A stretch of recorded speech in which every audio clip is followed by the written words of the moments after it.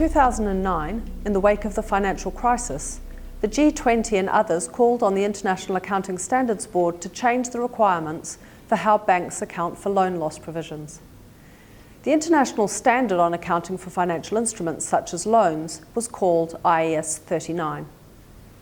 This standard was criticised for being too complex, and during the financial crisis, also for causing banks to recognise losses on bank loans and other financial assets too little, too late. This outcome was linked to restrictions in the standard on when loan losses could be recognised and what information banks could take into account when measuring the losses. IAS 39, like other accounting standards at that time, only permitted banks to provision for loan losses when they had hard evidence that losses were occurring. This model was called incurred loss accounting. Work on a new standard was accelerated in response to the financial crisis. That new standard is called IFRS 9. It replaces the incurred loss model in IAS 39 with a more forward-looking expected loss model.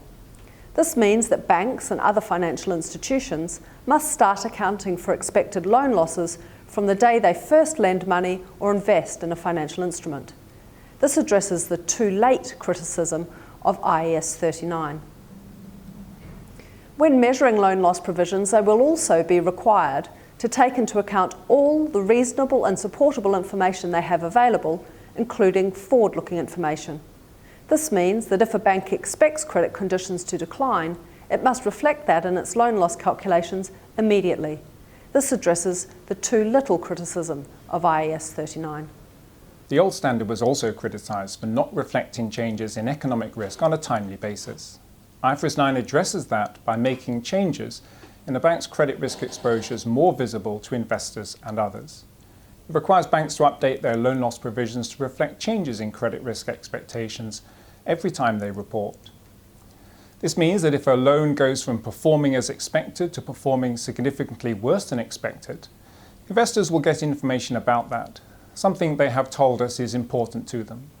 With IFRS 9, the amount of banks' loan loss provisions will better reflect economic conditions and changes in those economic conditions. In some situations, the old system of IAS 39 created more volatility in the financial results than IFRS 9 will. This is because banks went from no provisions to recognising full losses when payments stopped, creating even more dramatic changes. Nevertheless, a more responsive loan loss provision could mean that there is more volatility in banks' financial results under IFRS 9.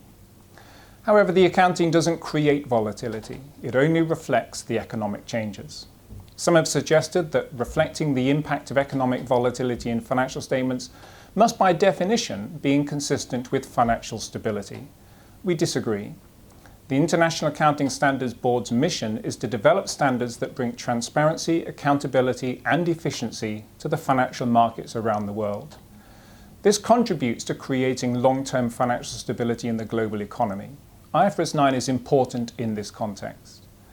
By reflecting economic changes and making increases and decreases in risks more visible, it will provide important information that will enable banks, investors and regulators to take necessary and timely action. I can't stress enough how important that is. We have seen several examples where failing to fix problems quickly led to bigger problems and often inhibit economic growth. When a bank applies IFRS 9, its loan loss provisioning will likely end up being higher than they were under IAS 39. This in turn will mean that accounting equity will go down. However, that doesn't automatically have an impact on the levels of capital that banks will need to hold to meet bank regulatory requirements. IFRS standards and regulatory capital requirements have different objectives. IFRS 9 aims to provide investors and others with a neutral and timely view of the expected credit losses. Regulatory capital requirements, on the other hand, are designed to make sure that there is adequate capital for possible future losses. IFRS 9 determines how loan losses should be managed for financial reporting requirements. Bank regulators typically use these numbers as the starting point when they decide how much capital should have. However, they generally make adjustment to the accounting numbers.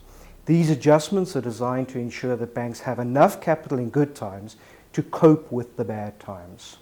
Regulators will decide what should happen to the bank's regulatory capital when banks first apply IFRS 9 and on an ongoing basis after that.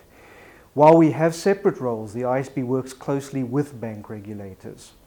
We believe that while we fill complementary roles in the bigger financial regulatory system, we both contribute to financial stability, but in different ways.